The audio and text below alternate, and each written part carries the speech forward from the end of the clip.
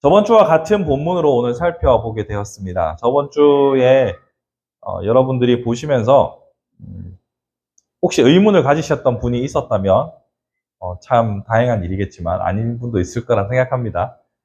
일단 이 본문을 제가 이 두 주에 걸쳐서 하게 된 것은 바로 17절 때문입니다. 17절 말씀을 보시면 그러므로 사람이 선을 행할 줄 알고도 행하지 아니하면 죄니라 라는 말씀이 나와 있습니다. 분명 앞의 이야기는 미래에 대한 이야기를 다루었습니다. 그래서 저번 주 설교에서는 미래에 대해서 막연한 두려움을 갖지도 말고 그렇다고 해서 스스로 자기 확신에 빠지지도 말라고 제가 말씀을 드렸더랬죠. 그러니 미래를 대한 성도의 올바른 태도에 대해서 우리가 살펴보았단 말입니다.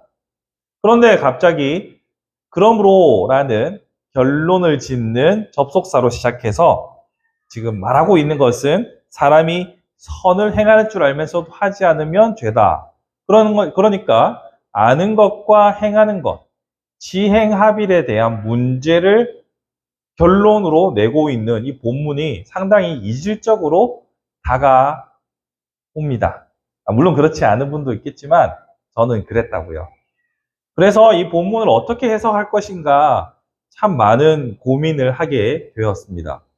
여러분들은 이 본문이 어떻게 해석을 하면 앞에 이야기가 A, B, C 그러므로 A, B, C 딱 이렇게 끝이 날까 생각해 보면 좀 뭔가 실마리를 찾기가 조금 어렵다는 생각이 드실 거라고 저도 생각합니다.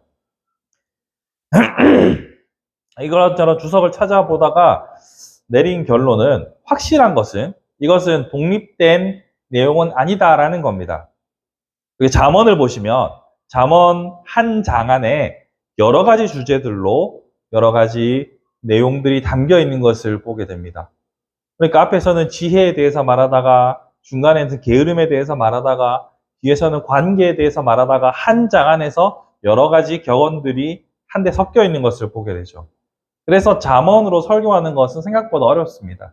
어디까지 파트를 나누고 앞의 이야기와 뒤의 이야기가 어떻게 연결되는 것인지를 따져 묻다 보면 생각보다 잠언이 그렇게 만만한 본문이 아니라는 것을 우리는 알게 됩니다.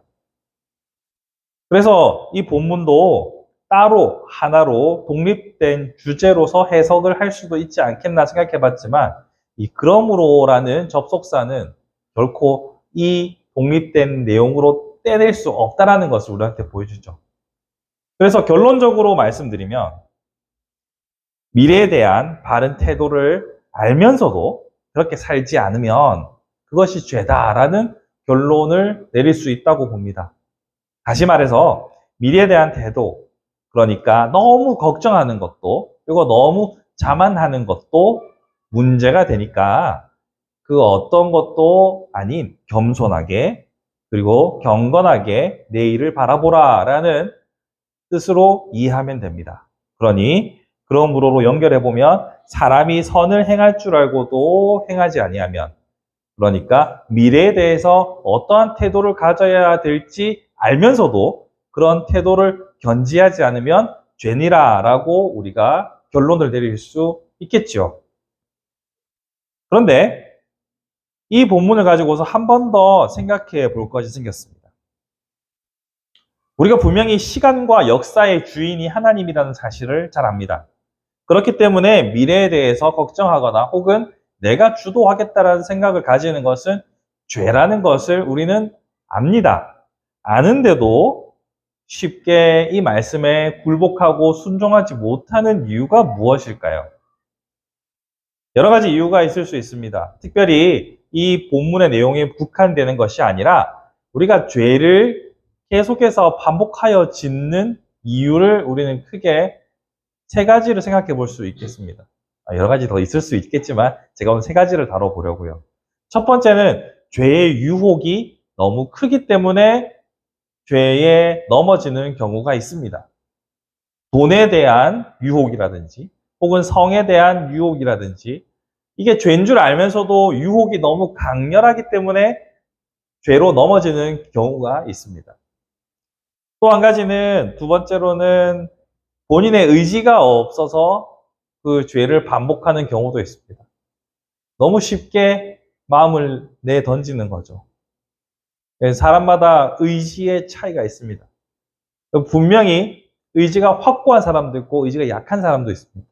하지만 이 의지의 크기의 차이에 따라서 또 죄에 쉽게 넘어지는 사람도 있겠죠. 사실 저희 가게 직원이 남자친구랑 새해에 서로 같이 약속을 했대요.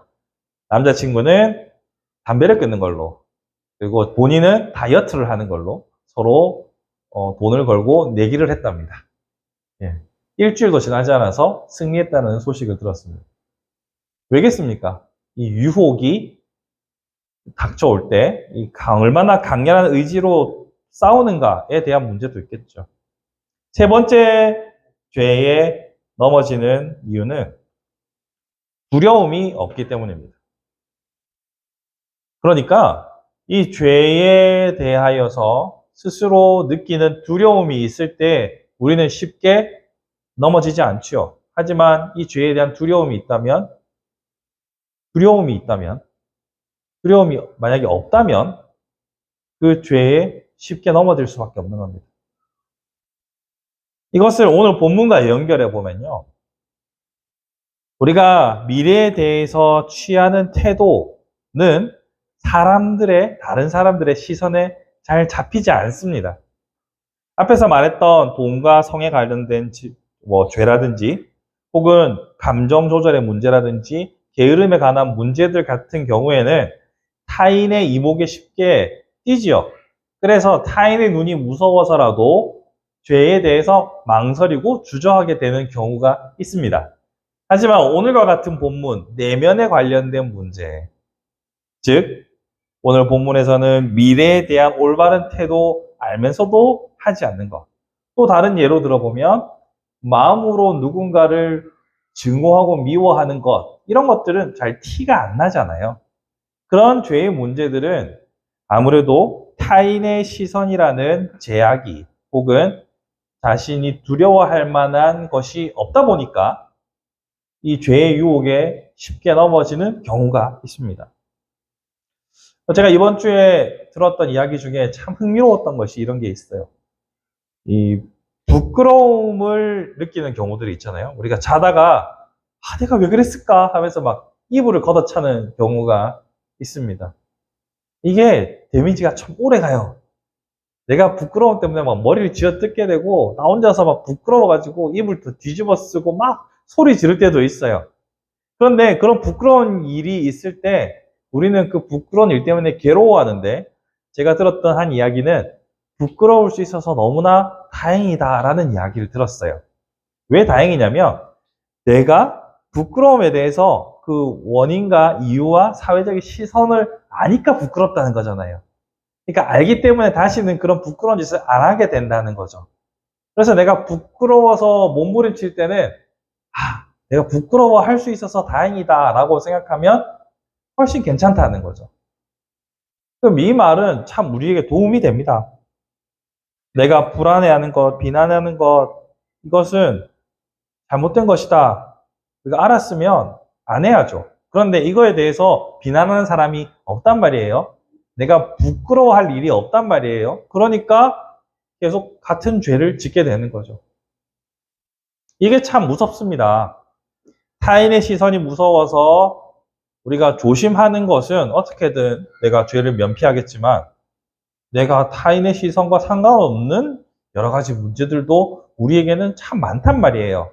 이런 문제들 앞에서 특별히 오늘 본문과 같이 미래를 바라보는 우리의 태도의 문제에 있어서 남들의 평가가 없으니까 쉽게 무너지고 쉽게 죄악으로 빠지는 이 문제에 대해서 우리는 깊이 생각해 봐야 합니다. 어떻게 하면 이런 문제들을 해결할 수 있을까요? 다른 사람의 시선이 없다고 여겨지는 문제들, 이런 문제들을 어떻게 극복할 수 있을까요? 답은 간단합니다. 우리가 신전의식이라고 하죠. 하나님의 시선 앞에 있다는 사실을 기억하는 것이 중요합니다. 우리가 하나님 눈앞에 있다는 사실을 너무나 쉽게 망각하고 살아갑니다. 그래서 하나님 앞에서 부끄러워하질 않아요.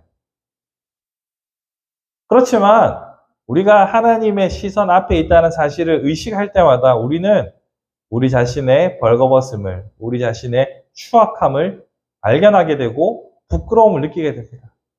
아까 제가 부끄러운 일은 차라리 잘 되는 일이라고 했죠. 하나님 앞에서 부끄러운 일들은 우리를 살리는 길입니다. 하나님 앞에서 부끄러워할 줄 아는 자들이 생명의 길에 서 있는 것입니다. 그러니 우리의 죄의 문제들을 극복하고 이겨내는 방법은 하나님께서 지금 나와 함께 하시며 보고 계신다라는 사실을 기억하는 겁니다. 우리는 죄악 가운데 있을 때에는 하나님의 존재를 잠시 내려놓을 때가 있습니다. 절대 그렇게 하지 말라고 하는데도 우리는 잠시 내려놓습니다. 잠시 핸드폰을 꺼두는 것처럼 하나님의 존재를 우리의 기억 속에서 잠시 꺼둡니다. 그러다가 필요할 때 다시 전원을 켜는 것처럼 필요할 때 하나님의 존재를 다시 한번 생각하죠. 그리고는 우리가 원망과 불평이 필요할 때 그때는 왜 하나님께서 나에 대해서 관찰하고 돕지 않느냐라고 하나님을 향하여 삿대질을 하기도 합니다.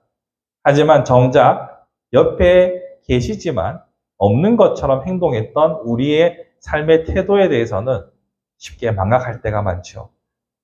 그러니 하나님의 시선이 우리와 함께 하고 있다는 사실을 기억하고 그렇게 살아가는 것만으로도 우리의 삶의 태도는 크게 달라질 수 있다는 겁니다. 그런 의미에서 신전의식, 하나님 앞에서의 삶을 날마다 고민하고 또 고민하며 살아갈 수 있는 저와 여러분이 되었으면 좋겠습니다. 그래서 우리 코람데오라고 하잖아요. 하나님 앞에서. 이 말이 정말로 귀한 말씀이면서 동시에 두려운 말입니다. 그 두려움을 안고 부끄러움을 알고 살아갈 수 있는 저와 여러분이 되기를 간절히 바라봅니다. 말씀을 정리해 보겠습니다. 분명 말씀에서는 우리에게 미래에 대해서 걱정하거나 혹은 함부로 속단하지 말라고 겸손하게 살라고 말씀하고 있고 그것을 알면서도 행하지 않으면 죄다라고 말합니다. 하지만 그렇게 죄를 반복하는 이유는 우리가 하나님 앞에 있다는 사실을 잊기 때문에 자꾸 망각하기 때문에 부끄러워하지 않고 있기 때문에 반복되고 있는 것입니다. 날마다 나와 함께 하시며 나의 일거수일투족을 바라보시는 그 하나님의 존재를 다시 한번 상기하면서 하나님께 때로는 도움을 달라고 응석도 부리고 하나님 앞에서 때도 쓰고 그렇게 하나님 앞에서 우리 위치를 기억하여 부끄러운 일을 삼가할 수 있는 우리의 복된 삶이 되기를 바라봅니다. 아울러서 강조할 것은 그러한 하나님과 함께 동행하고 있음을 깨닫게 하시고 보게 하시는 성령님의 도우심을 풍성히 누릴 수 있는 저와 여러분의 삶이 되기를, 그래서 미래를 바라보는 우리의 태도가 한결같이 평안하기를 우리 주님의 이름으로 축복합니다.